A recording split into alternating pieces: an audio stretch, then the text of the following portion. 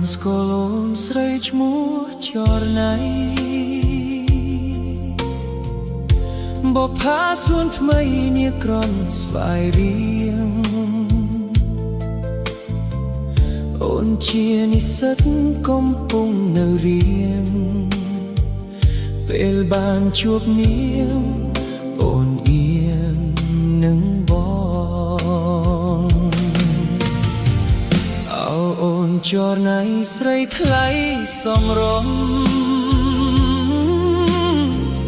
រៀងសតដូចស្គមអូនជាស្រីខ្មែរបងសុំស្នាចិត្តអូនถามដេកដែរឬមួយមានไม่ឆ្លើយទេនួនអូកាលបានជួបបងទៅលេងនៅសួនថ្ងៃដែលស្រីស្ងួនអូនមានទំនេរយើងទាំងពីរនាក់អង្គុយលំហែប្រកដងទាសនា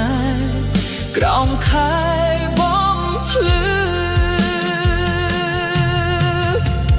អូដារីតាសងសាមាសបងអូស្រស់នួលអងអូសំណប់ចិត្ត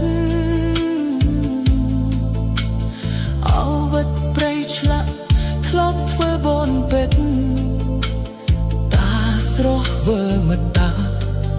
អូននៅ